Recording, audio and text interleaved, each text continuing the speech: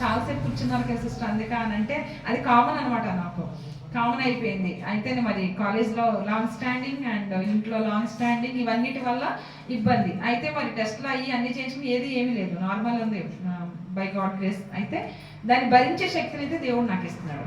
దాని మీదే కూర్చుని పోవాలి, నేను చేయకూడదు, నేను పడుకోవాలనే ఉద్దేశం అయితే దేవుని కృపను బట్టి నాకు ఎప్పుడూ దేవుడు పెట్టలేదు. ఇంతవరకు నాకు బాగాలేదు కనుక నేను పడుకోవాలనే ఉద్దేశం ఎందుకో ఇప్పుడే కాదు ఎప్పుడూ లేదు.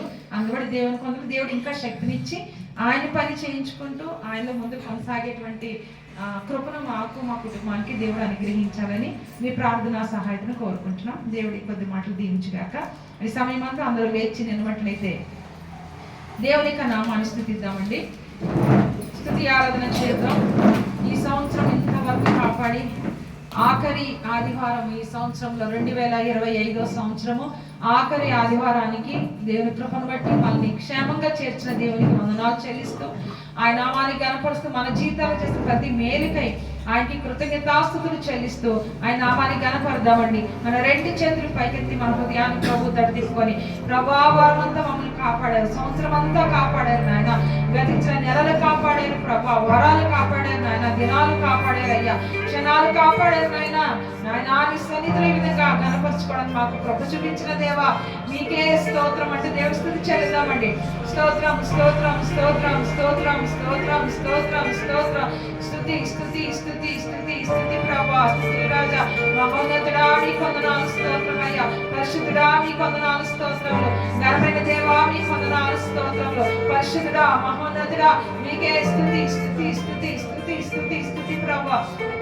తండ్రి మీకు వందనాలు, తండ్రి మీకు వందనాలు, తండ్రి మీకు వందనాలు, ఘనమైన తండ్రి మీకు వందనాలు, సర్వోన్నతుడా మీకు వందనాలు, అత్యున్నతుడా మీకు వందనాలు, అతి పరిశుద్ధుడా మీకు వందనాలు, సర్వాధికారి మీకు స్తుతులయ్యా స్తుతులయ్యా స్తుతులయ్యా.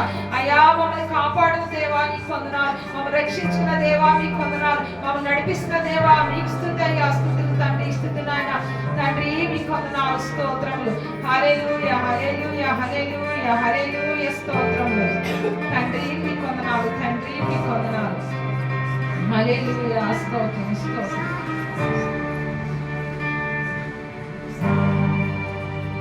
వందనం యేసయ్యా, వందనం యేసయ్యా, వందనం యేసయ్యా, వందనం యేసయ్యా,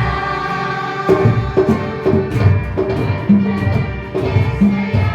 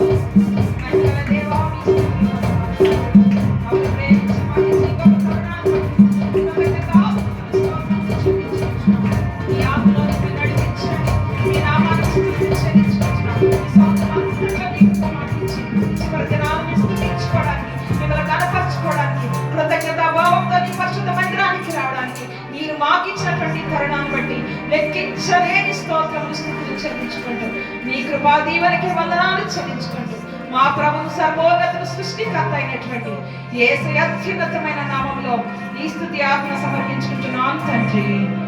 ఆమేన్. అందరూ దయచేసి కూర్చున్నారు.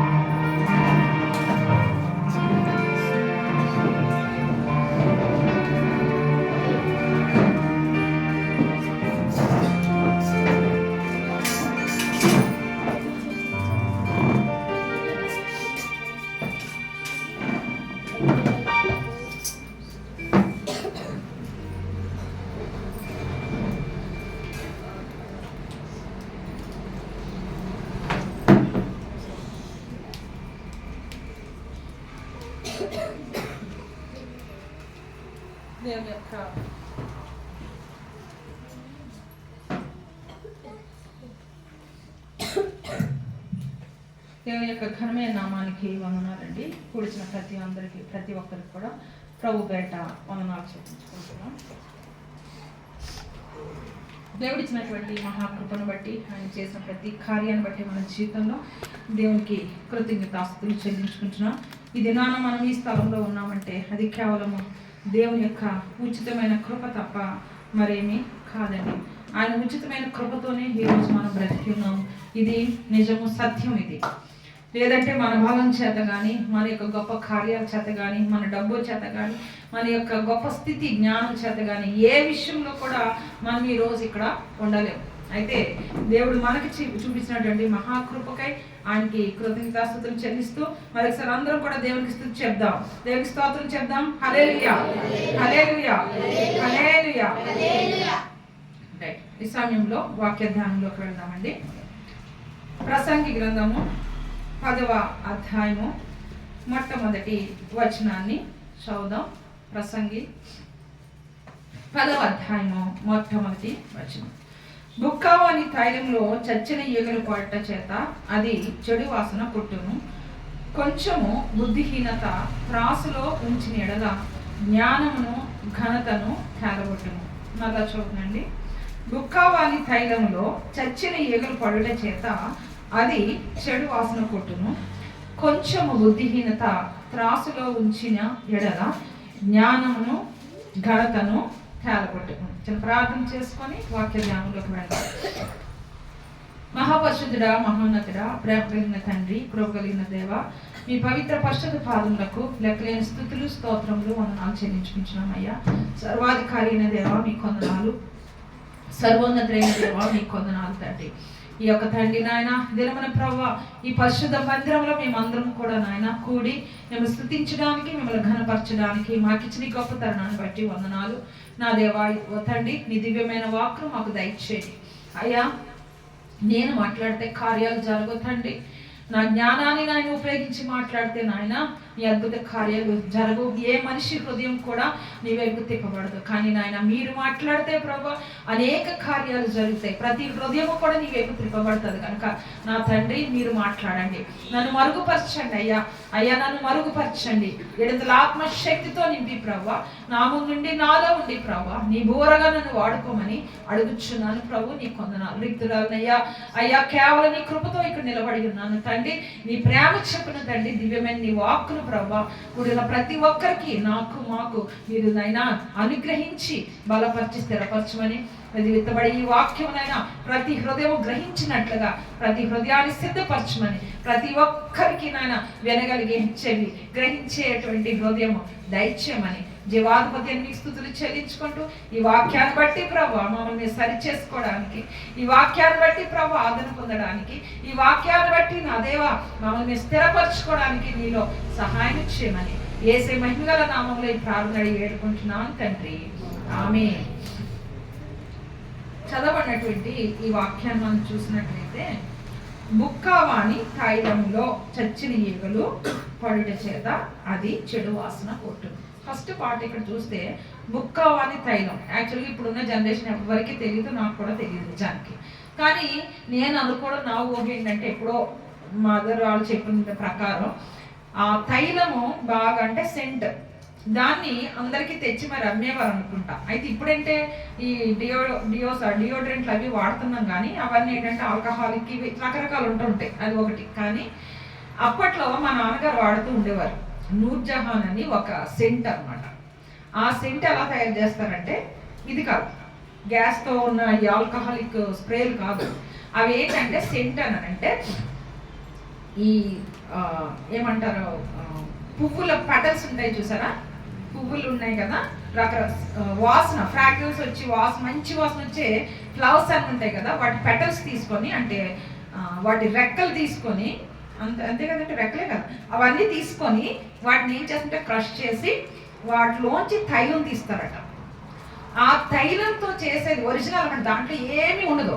ఆ తైలంని కొనుక్కునేవారు, చాలా కాస్ట్లీ అది, కానీ అది ఇంతే చాలా కాస్ట్ అనేవారు, ఇంతే ఉండేది బాటిల్, నాకు బాగా తెలుసు. ఆ బాటిల్ తెచ్చుకునేవారు, అది యూనిఫామ్ డ్రెస్కి వేసుకుంటే అది ఎన్నిసార్లు వాష్ చేసినా స్మెల్ పోయేది కాదు. అలాగా అంతకుముందు జనరేషన్ ఏంటంటే మరి ఒకవేళ ఆ తైలాన్ని అమ్మేవాళ్ళు బుక్ అవ్వాలేమో అనుకుంటున్నాను, వాళ్ళ పేరే అదేనేమో అని నేను అనుకుంటున్నా.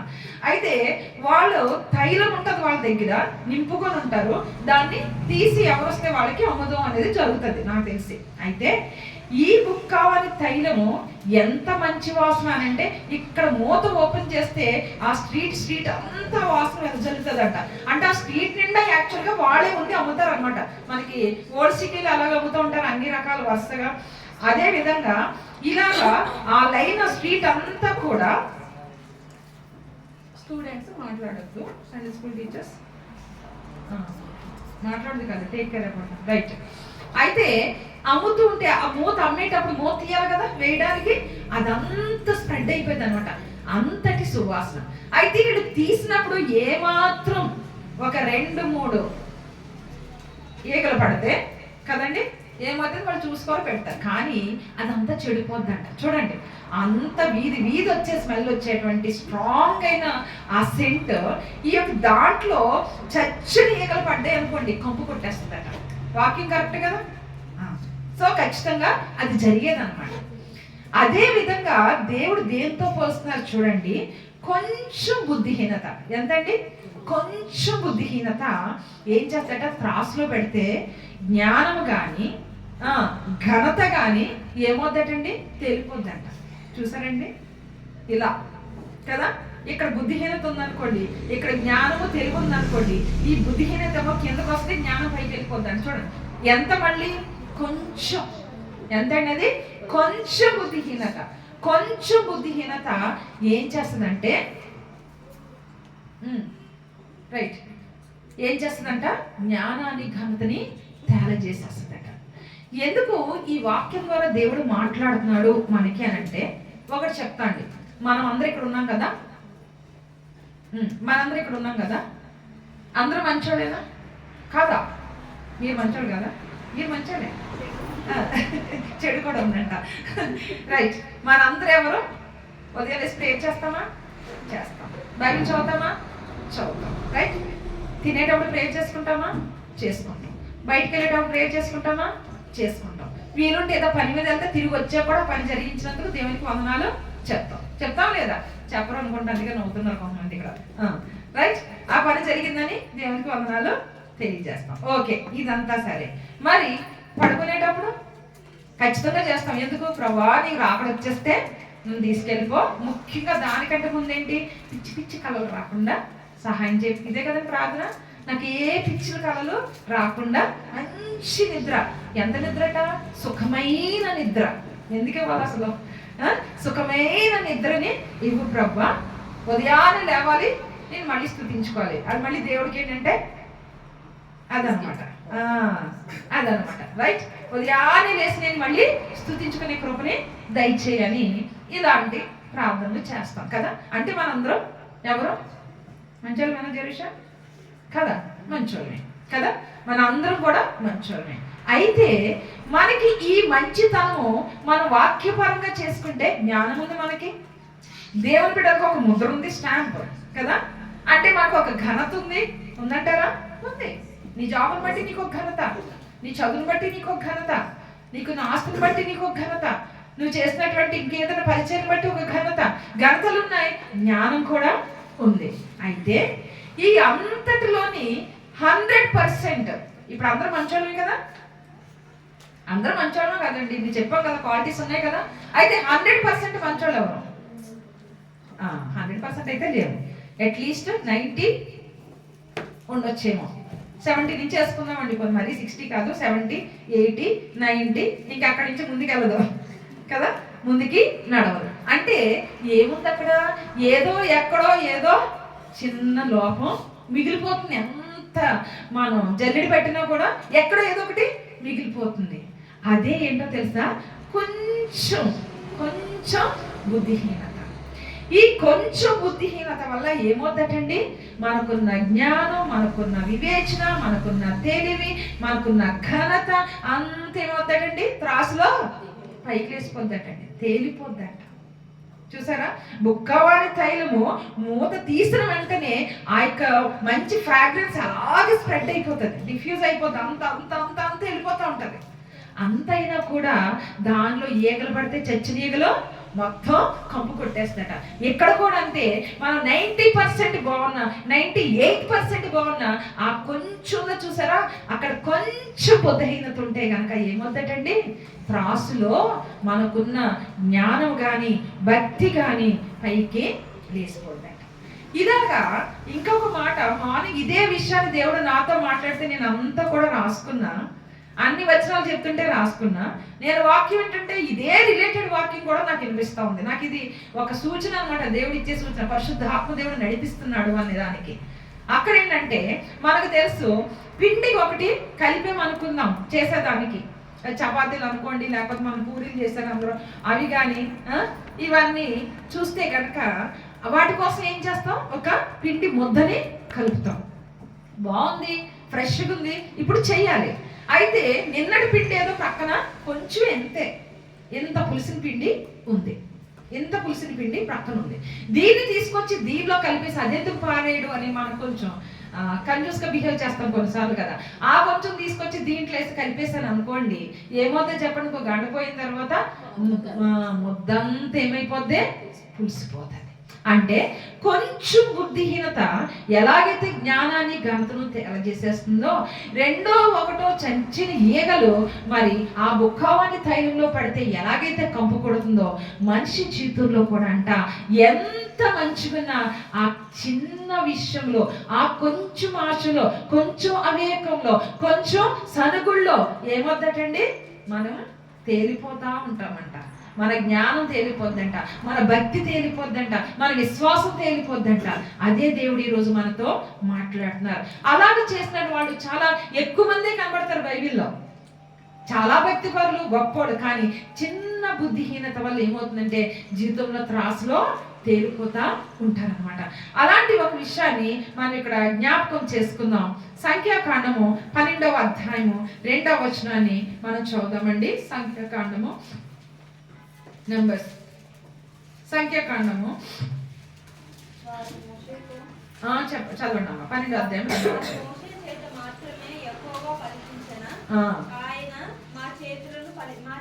మా చేతులు పరిపింపలేదా అని చెప్పుకొనగా యెహోవా ఆ మాట వినెను.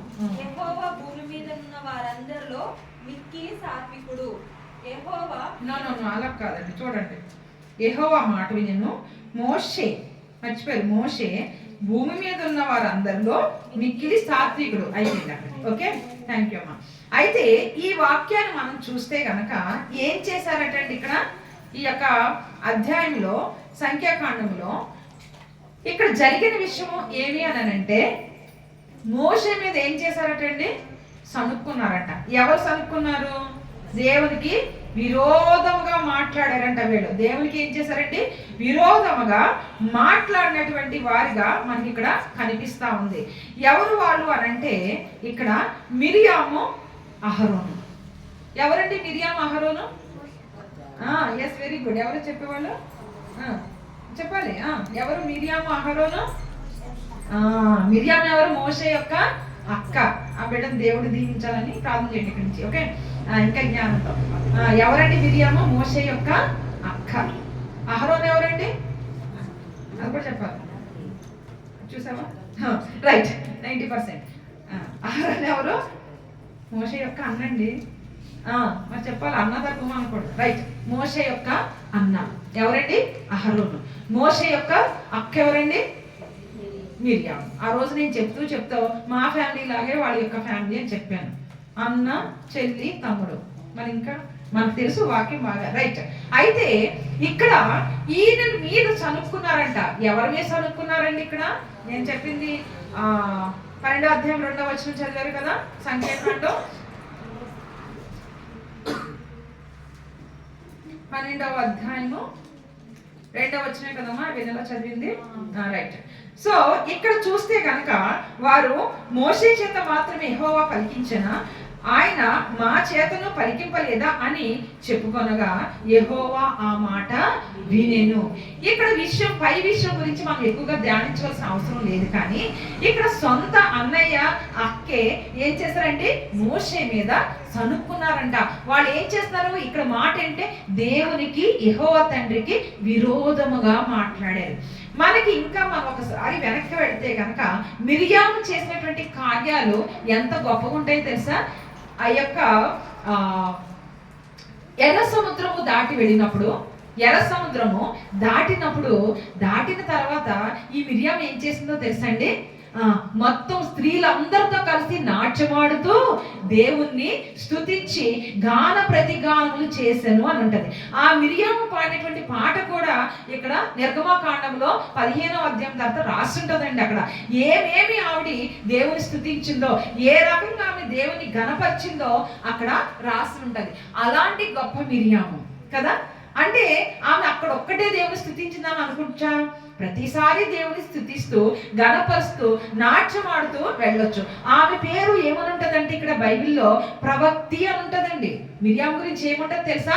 ప్రవక్తి అన్నమాట ఉంటది. అంతేకాదు ఈ మోషే అసలు ఈ ఫరో ఇంటికి వెళ్ళడానికి, మోషే బ్రతికి ఉండడానికి ఎవరు కారణభూతులుగా కనిపిస్తారు బైబిల్లో? అంటే దేవుడి చిత్తం ఇవన్నీ మామూలే, కానీ అక్కడ ఫిజికల్ గా కనిపించేది ఎవరు అంటే మిరియాం. తమ్ముడిని తీసుకెళ్లి ఆ నీడలో వేసేస్తే, ఆ నీడలో అంటే ఆ జమ్ము పెట్టెలో పెట్టి ఆ నీడలో వదిలితే ఆ పొదల చాటు నుండి తమ్ముడికి ఏమవుతుందా అని చూసినటువంటి ఒక మంచి అక్క ఎవరండి? మిరియాం. ఆ తర్వాత తెలివిగా అక్కడ ఏం చేస్తుంది ఆవిడ? యువరాణి ఆమె పిల్లోని తీసుకుంటే దగ్గరికి వెళ్ళి తెలివిగా ఏం మాట్లాడుతుంది? ఇతన్ని పెంచడానికి నేను ఒక దారిని తీసుకురానమ్మా అని అడుగుతుంది. అంటే అక్కడ స్పాంటేనియస్ గా మాట్లాడే జ్ఞానం కూడా ఆమెకి ఉంది. అలాంటి ఈ మిరియాము ఏం చేస్తుందంట? దేవునికి విరోధముగా మాట్లాడుతుందంట. ఇంత గొప్ప ప్రవక్తి ఆమె. అంటే ఎంత 98% ఆమె ఎలా ఉన్నారు? మంచిగా ఘనతతో జ్ఞానంతో ఉండి చిన్న మాట కోపం వచ్చింది. ఆ కోపంతో ఏం మాట్లాడిందంటే దేవునికి విరోధంగా మాట్లాడిస్తుందంట. మోషేకి, దైవజనుడైన మోషేకి విరోధంగా మాట్లాడిందంట. తద్వారా ఏమైందో తెలుసా అండి? ఏమైందో తెలుసా? ఆమెకి కుష్టు వ్యాధి వచ్చింది. దేవుని సన్నిధిలో ఏమొచ్చిందండి? కుష్ఠరోగం వచ్చేస్తుంది. ఆ కుష్ఠరోగం రాగా తన విరోధంగా ఎప్పుడైతే దేవునికి విరోధంగా మాట్లాడిందో, మోషేకి ఎప్పుడైతే వ్యతిరేకంగా మాట్లాడిందో ఆమెకి ఏమొచ్చిందో తెలుసా? కుష్ఠ వ్యాధి వచ్చేసింది. ఆ కుష్ఠ వ్యాధితో బాధపడుతూ మిరియాము ప్రభు సన్నిధిలో ప్రార్థిస్తుంది, అయ్యా నన్ను క్షమించు అని. ఆమె కొరకు మోషే ప్రార్థన చేసినప్పుడు దానివల్ల ఏమైందో తెలుసండి? కుష్ఠ వ్యాధి ఉన్న వాళ్ళు ఏం చేయాలి? పాడెంలోకి రాకూడదు, అంటే పట్టణంలోకి రాకూడదు, లేదా వాళ్ళున్న ప్రదేశంలోకి రాకూడదు, ప్రత్యక్ష గుడారంలోకి రాకూడదు. అలాంటి పరిస్థితిలో ఈమె ఏం చేస్తుందంటే పాళెం వెలుపల ఉండి ప్రార్థన చేస్తూ దుఃఖిస్తున్నప్పుడు మోషే ఆమె కొరకు ప్రార్థన చేస్తే దేవుడు జ్ఞాపకం చేసుకున్నాడు.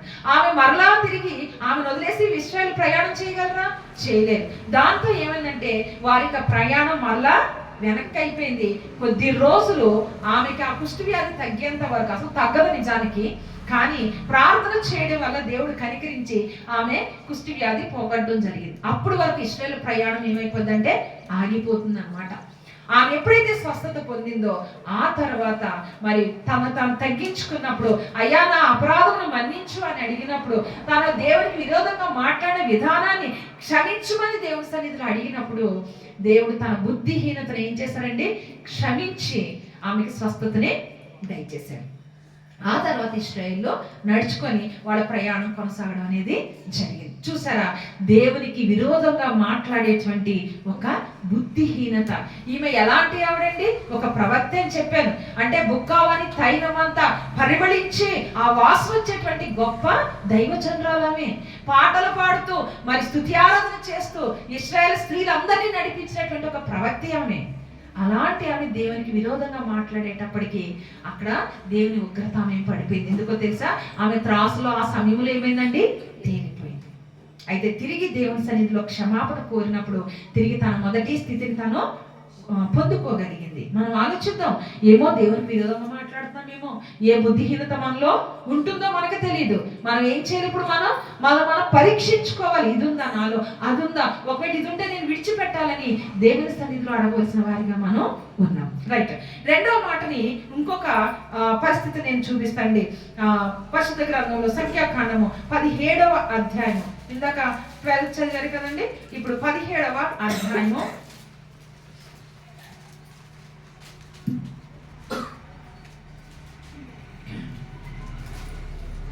5వ వచనాన్ని చూద్దామండి. అప్పుడు నేను ఎవరిని ఏర్పరచుకుందునో వారి కర్ర చిగురించును, ఇశ్రాయేలీయులు నీకు విరోధముగా సణుగుచుండు సనుగులు నాకు వినబడకుండా మాన్పివేయుదును. దేవుని స్తోత్రం, హల్లెలూయా. ఇక్కడ ఇశ్రాయేలీలంట. ఇశ్రాయేలు మనకు బాగా తెలిసినాయి. అంటే ఇప్పుడు ఈ మిరియాం కోసం మాట్లాడుకున్నప్పుడు దాని తర్వాత జరిగిన విషయాలు అనమాట. అహరోను ఎవరండి?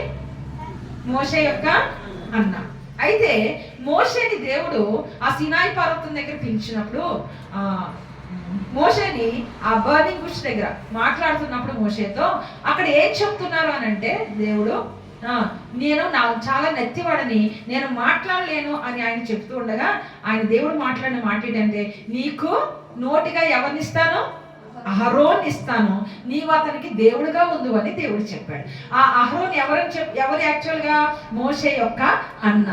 ఈ మోషే ఐగుప్తులో అడుగు పెట్టిన వెంటనే అక్కడ మాట ఉంటది, చాలా ఆనందంగా అహరోను ఆయన్ని ఎదుర్కోవడానికి వస్తాడనమాట. తన తమ్ముడిని ఎదుర్కొని ఇద్దరు కలిసి ఏం చేస్తుంటే ఫరో దగ్గరికి వెళ్తారు. అక్కడ అనేకమైనటువంటి అద్భుతాలు చేయడం, ఫరోతో మాట్లాడడం, ఇవన్నీ కూడా ఇద్దరు కలిసి చేయడం అనేది అక్కడ జరుగుతుంటది. మోషే చెప్పిన ప్రతి మాట ఎల్లా ఎవరు మాట్లాడతారండి?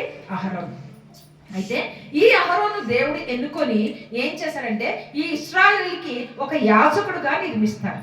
ఇశ్రాయేలుకి ఒక యాజకుడిగా నియమించినప్పుడు ఈ ఇశ్రాయేల్ అందరూ సణుగుతున్నారట. ఏం చేస్తున్నారండి? సణుగుతున్నారు. వాళ్ళేనా? అతడేనా?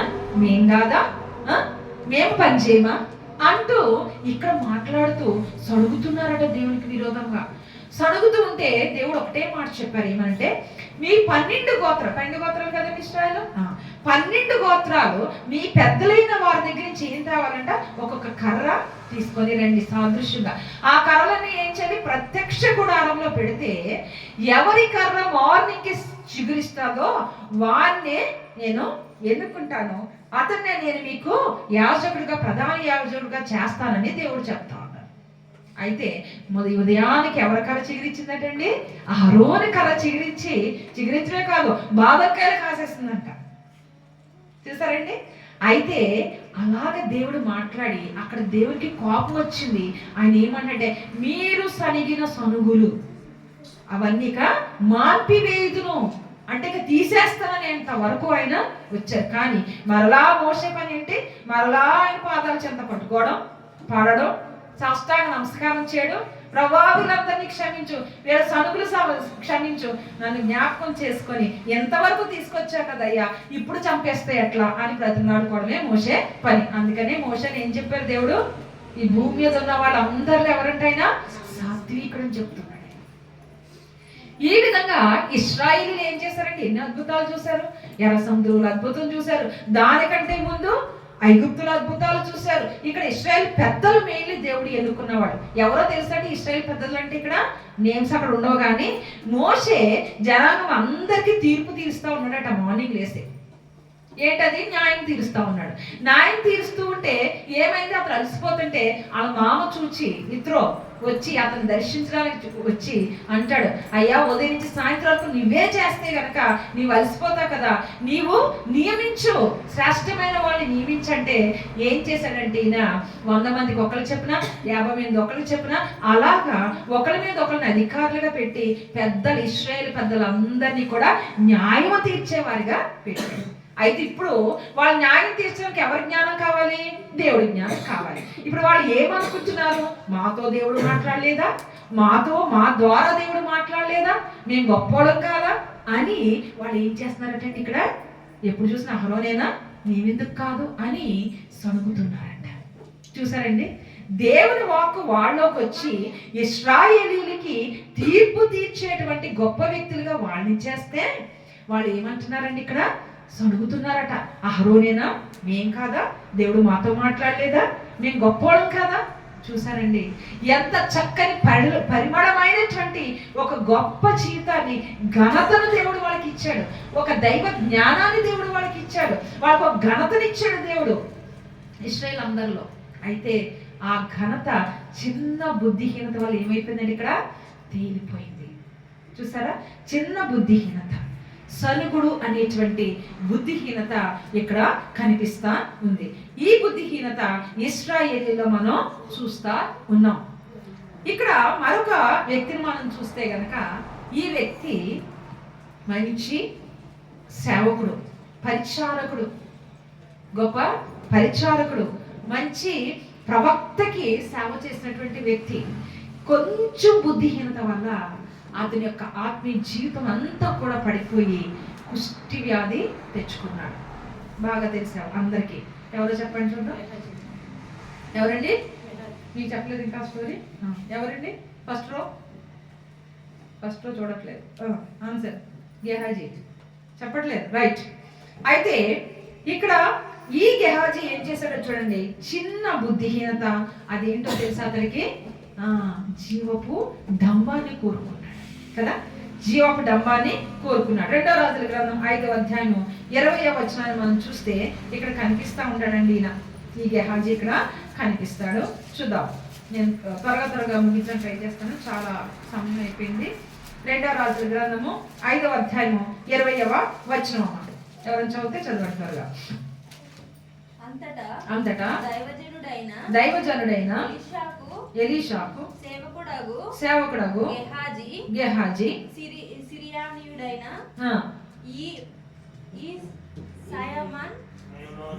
నయమాన్ తీసుకొని వచ్చిన వాటిని అంగీకరించుటకు నా యజమానునికి మనసు లేకపోయాను గాని యెహోవా జీవపు తోడు, నేను పరిగెత్తుకొని పోయి అతన్ని కలుసుకొని అతని యొద్ద ఏదైనాను తీసుకొందును అనుకొని నయమానును కలుసుకొనుటకై పోవుచుండగా నయమాను తన వెనుక నుండి పరుగున వచ్చుచున్న వానిని చూచి తన రథముల మీద నుండి దిగి వానిని ఎదుర్కొని క్షేమమా అని అడిగాను. అతడు క్షేమమే అని చెప్పి నా యజమానుడు నా చేత వర్తమానం పంపి ప్రవక్తల శిష్యులలో 2 యవ్వనులు ఎఫ్రాయిం మాన్యము నుండి నా యొద్దకు ఇప్పుడే వచ్చింది కనుక నీవు వారి కొరకు 2 మణుగుల వెండియు 2 దుస్తుల బట్టలను దయచేయమని సెలవిస్తున్నాడు అని. చాలా అందుకు ఆ నయమాన్ ఏం చేశాడంటే రెట్టింపు ఇచ్చాడట. 2 మణుగులు అయితే ఎంత ఇచ్చాడండి? 4 మణుగుల వెండి ఏం చేశాడంటే 2 సంచుల్లో సర్ది ఇచ్చాడట. ఈ విషయం మనకు బాగా తెలిసిన విషయమే. ఈ నయమాన్ అనేటువంటి కుష్టి వ్యాధి కలిగినటువంటి సిరియనీయుడు. ఇతడు ఏం చేశాడంటే ఎక్కడికి వచ్చాడు? ఒక చిన్న బిడ్డ చెప్పడం బట్టి, ఇశ్రాయేలు బిడ్డ చెప్పడం బట్టి ఇశ్రాయేలు దేశానికి వచ్చి నన్ను స్వస్థపరచు అని అడిగితే ఆయన ఏం చేశారండి? ఎలీషా ప్రవక్త వెళ్ళి వాటర్లో మునగమన్నాడు. యోర్దాన్లో మునుగు, 7 సార్లు మునుగు, నీకు స్వస్థ వస్తుంది అని. బయటికి కూడా రాలేదంట. నేను చాలా కోపం వచ్చేసింది. అయినా కూడా సరే అక్కడ ఉన్నటువంటి ఆ సైనికుడు అన్నాడట, పరిచారకుడు, అయ్యా ఇంకేదన్నా గొప్ప పని చెప్తే నువ్వు చేస్తావు కదా, చిన్న పని కదా ఒకడు ట్రై చెయ్యని అంటే సరే అని చదువుకుంటే తిట్టుకుంటే అది మొత్తంగా మునిగాడు. 6 మార్లు మునిగినా ఏమీ రాలేదు. అయినా సర్లే ఇంకా లాస్ట్ కదా మునిగితే 7వ మారు మునిగినప్పుడు అతని శరీరం ఏమైపోయిందటంటే పసిపిల్ల దేహం వలె అయిపోయింది. అతని కుష్ఠరోగం అంతా పోయింది. అతడు దేవునికి స్తుతి చెల్లించడానికి ఏం చేశాడంటే అక్కడ అతను తెచ్చినటువంటి వెండి వస్తువులు, బంగారం ఇవన్నీ పట్టుకొని, వెండి తీసుకొని, మంచి మంచి దుస్తులు, రాజవస్త్రాలు పట్టుకొని మళ్ళీ ఎలీషా ప్రవక్త దగ్గరికి వచ్చాట. వచ్చి ఏం చేస్తున్నట, ఇవన్నీ కానుకగా తీసుకో, నాకు స్వస్థత వచ్చిందంటే ఆయన మళ్ళీ కబురే పంపిస్తున్నాడు. ఏమని? అవన్నీ నాకొద్దు, నీ వెండి నీ బంగారం నీతో పెట్టుకుని వెళ్ళిపో అని అంటే అతడు ఆయనకి వెళ్ళిపోతా ఉన్నాడు. గెహాజీ చూసాడండి, చూసి నేత్రాశ వచ్చేసింది, జీవపు డమ్మం వచ్చేసింది. అనుకుంటున్నాడు ఏమనంటే, అరే నా యజమానికి వీటిలో కొంచెమన్నా తీసుకోవడానికి బుద్ధి లేదనుకున్నాడు. అక్కడ ఏంటంటే మనసు లేదనుకున్నాడు. ఇన్నర్ మీనింగ్ ఏంటది? బుద్ధి లేదని అర్థం కదా. బుద్ధి లేదు, తీసుకోలేదు, అసలు జ్ఞానం లేదు, ఎన్ని అనుకుని ఉంటాడు. ఇంక ఇలా లిస్ట్, అవి మాత్రం నేను విడిచిపెట్టను, నేను తీసుకుంటానని అనుకున్నాడు. ఎవరండి గెహాజీ? ఎంతో పవిత్రమైన వాడు, ఈ ఎలీషాకి పరిచర్య చేసేవాడు. ఇతడు గనురాలైనటువంటి శూన్యమైనవారి ఇంటికి వెళ్ళినప్పుడు కూడా మరి అతనికి ఈ ఎలీషా ప్రవక్త ఏం చెప్తాడండి? ఆ శూన్యమైనవారి గురించి తెలుసు కదా. ఆమె కుమారుడు చనిపోతే ఆయన యొక్క దండము గెహాజీకి ఇచ్చి, ఈ దండం పట్టుకొని వెళ్ళి ఆ కుమారుడి మీద పెట్టు, అతను బ్రతుకుతాడని. అంటే గెహాజీకి ఎంత విశ్వాసం ఉంటే పట్టుకుని వెళ్ళాలి, గెహాజీకి ఎంత పవర్ ఉంటే, దేవుని ఆత్మ నడిపింపు ఉంటే పట్టుకుని వెళ్ళాలి. అంటే అంతటి విశ్వాసం ఉన్న వ్యక్తిగా ఎవరు ఎంచాడు? అతనికి యజమానుడైనటువంటి ప్రవక్త ఎంచాడు. అంటే గెహాజీ మంచివాడే కదా, విశ్వాసే కదా, గొప్పవాడే కదా. అలా కాకపోతే తన దండాన్ని అతనికి ఇచ్చి చనిపోయిన వ్యక్తి మీద పెట్టడానికి గెహాజీని నీ నడుము కట్టుకుని నువ్వు పరుగు పరుగున వెళ్ళు, ఎవరికి వందనాలు చెప్పుకో, ఎవరితోని మాట్లాడుకో, ఎవరిని చూడకో అని చెప్పి పంపిస్తా. అంటే గెహాజీ మీద నమ్మకం లేకపోతే పంపించరు కదా. అలాంటి నమ్మకస్తుడైనటువంటి ఈ గెహాజీకి ఇప్పుడు ఏం కలిగిందండి? బుద్ధిమంతుడు, జ్ఞానవంతుడు, ఘనము కలిగినటువంటి, మూత తీస్తే మంచి సువాసన వచ్చేటువంటి ఈ యొక్క గెహాజీకి ఏమైపోయిందండి? 2 ఈగలు దాంట్లో పడ్డాయి కదా. 2 ఈగలు పడ్డాయి. వెళ్ళి కుళ్ళి కంపు వస్తుంది. ఇప్పుడు ఏం చేశాడండి? 2 మణుగుల వెండి తీసుకుని, 2 ఈగలు పడ్డాయి కదా, అందుకని 2 మణుగుల వెండి అడిగాడంట. కొన్ని వస్త్రాలు ఎవరికని చెప్తున్నాడు చూడండి. అక్కడ అన్ని 2 కనబడుతున్నాయి. ఇక్కడ ఎవరు వచ్చారటండి? ప్రవక్తల యొక్క శిష్యులు వచ్చారంట. ఆయన చెప్పడం చూసారో, ఒకటి అక్కడ చెప్పేస్తున్నాడు. ప్రవక్తల శిష్యులు వచ్చారు, వాళ్ళకి ఏం చేయాలి? ఈ వెండి, ఈ బట్టలు ఇవ్వాలి అని చెప్పి. అంటే ఆయన ఏం చేశాడు? దానికి తగినటువంటి కుళ్ళిపోయిన ఒక 4 ఈగలని అక్కడ మళ్ళా వేశాడు. 2కి కాదు కదా, 4 మణుగుల వెండి ఇచ్చాడు. అవన్నీ పట్టుకుని మోసుకోవడానికి 2 మనుషులు మళ్ళా పంపించాడంట. వాళ్ళ భుజముల మీద పెట్టుకొని మోసుకొని వస్తే మెట్ల వరకు వచ్చాక అవి తీసుకొని మీరు వెళ్ళిపోండి, చాలు థ్యాంక్స్ అని చెప్పి తీసుకొని ఇంటి లోపల ఎక్కడో దాచిపెట్టాడు. చూసారండి, అతడు ఎవరండి? ఘనమైన వాడు కదా. ఘనమైన వాడే కదా, ఘనమైన వాడే, తెలివైన వాడే, జ్ఞానవంతుడే. అలాంటి ఈ గెహాజీలో ఏముండిపోయింది? కొంచెం బుద్ధిహీనత అనేది వచ్చేసినది, నేత్రాశ, అదే జీవపు డమ్మం అనేది అతడిలోకి రాగానే ఏమైపోయిందండి? ఆశ పుట్టేసింది. వెళ్ళి వెండి తెచ్చుకున్నాడు కదా. అప్పుడు ఎలీషా ప్రవక్త దగ్గరికి వెళ్ళి మళ్ళా నార్మల్గా నిలబడిపోయాడు కదా. ఏమన్నాడైనా? ఎక్కడికి వెళ్ళావు నువ్వు ఇప్పటి వరకు అంటే, నేను ఎక్కడికి వెళ్ళాను, ఇక్కడే కదా ఉన్నాను. అప్పుడు ఎలీషా ప్రవక్త చెప్తున్నాడు, ఇది నీవు అతని దగ్గరికి వెళ్ళి మోసుకొని వస్తున్నావే, ఆగమని అడిగి తెచ్చుకుంటున్నావే, అప్పుడు నా ఆత్మ నీతో రాలేదా? నా ఆత్మ నీతో రాలేదా? చూసారా? అప్పుడు గెహాజీకి ఆ షునేమీరాల యొక్క కుమారుని బ్రతికించడానికి దండమునిచ్చి పంపించాడంటే గెహాజీతో కూడా ఎవరి ఆత్మ వెళ్తుంది? ఎలీషా ప్రవక్త ఆత్మ వెళ్తుంది. అంటే ఆయనన్న ఆత్మ ఎవరిది? పరిశుద్ధాత్మ దేవుడు, దేవుని యొక్క ఆత్మే వెళుతూ ఉంటే మరి స్వస్థత అనేది జరుగుతుంది.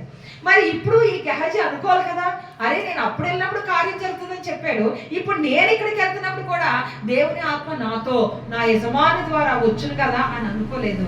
బుద్ధిహీనత అతనిలో, చిన్న విషయం అండి, ఎన్నో తెచ్చాడు, కొంచెం దాంట్లో తీసుకోవడానికి బుద్ధిహీనత అనేది వచ్చి తనకున్నటువంటి ఘనత, తనకున్న ఆత్మీయ జ్ఞానము ఏమైపోయిందండి? తేలిపోయింది. మనం ఆలోచిద్దాం, ఏది మిగిలిపోతుంది? ఏ 2 ఈగలు మనలో ఉన్నాయి?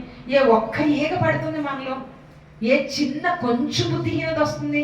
ఏ చిన్న బుద్ధిహీనత వచ్చి మన యొక్క వివేచనను, మన జ్ఞానాన్ని, మన తెలివిని దూరం చేస్తుంది? ఆలోచించాలి దేవుని సన్నిధిలో. ఇక్కడ చూద్దాం, మనలో ఒక మాటని నేను చూపిస్తాను. ఇక్కడ యెహోషువ గ్రంథం 7వ అధ్యాయము 21వ వచనం. ఈ విషయాలు కూడా మనకి బాగా తెలిసినటువంటి విషయాలే కదండి. ఎవరండి చెప్పగలరా మీరు? యెహోషువ గ్రంథం 7వ అధ్యాయం 21వ వచనం చూడకుండా చెప్తే నేను అన్నలే, చాలా జాగ్రత్తగా చూస్తారు ఇక్కడ ఉందా, నేను ఏమన్నట్లేదు. చెప్పండి. యెహోషువ గ్రంథంలో మనకు కనిపించేటువంటి వ్యక్తి ఎవరండి? అధ్యాయం తీస్తే కానీ కనబడలేదు, చూసాక చెప్తానండి. ఆకాన్, రైట్. 7వ అధ్యాయం 21వ వచనం. ఆకాన్ అనేటువంటి ఇశ్రాయేలుడు ఏం చేస్తున్నాడండి? ఆయన ఈ యొక్క యుద్ధం చేసినప్పుడు, ఎరుకోదో యుద్ధం చేసినప్పుడు దానిలో ఉన్నది ఏది కూడా తీసుకోకూడదు, అంతా ఏం చేయాలి? కాల్ చేసేయాలి. ఎరుకో పట్టణం అంతా కూడా ఏం చేయాలి? కాల్ చేసేయాలి. అదంతా శపితమైనది కనుక దానిలోంచి ఏది తీసుకోద్దని దేవుని యొక్క వాక్కు వాళ్ళకి. పాప ఏమీ తీసుకోలేదు, ఎవరు తీసుకోలేదు. కానీ ఈ ఆకాన్ అనే వ్యక్తికి పాపం కనిపించింది అటండి. ఏం కనిపించింది చదవమ్మా? నేనెలా దోపుడు సొమ్ములో ఒక మంచి షీనారు పై వస్త్రమును 200 తులముల వెండి 50 తులముల కమ్మి, అంతేనా? 50 తులముల కమ్మి. ఓకే. రెండు నేను చూచి వెండి ఎంత? 2 తులములండి. 2 తులములు కరెక్టేనా? 200 తులములు అవి చూసాడటండి. అక్కడ చాలా ఉంది. ఒక పట్టణం అంటే అది ఎరుకో వాళ్ళు చాలా రిచ్ పీపుల్, చాలా డబ్బు, చాలా ఇవన్నీ ఉంటాయి. అలాంటి దాంట్లో అతడు చిన్న దానికి, అక్కడే పడున్న దానికి ఏం చేసండి? చిన్నగా ఆశించాడు. యుద్ధం చేశారు, యుద్ధంలో గెలిచిపోయారు. అసలు వాళ్ళు చేసిన యుద్ధం ఎలాంటి యుద్ధం మనకు బాగా తెలుసు కదా. ఎరుకో పట్టణం చుట్టూ తిరిగారు అంతే, 7 టైమ్స్ కదా. తిరిగిన వెంటనే ఏమైందండి? ఎరుకో గోడే పడిపోయింది. అంత పెద్ద గోడ కేవలం స్తుతి ఆరాధన చేస్తే పడిపోయింది కదా. అంతటి అద్భుతంలో అతడు ఒక పాటే కదా, అతడు కూడా ఒక పాటే కదా. అంటే ఇతడు కూడా ఏం చేస్తుంటాడు?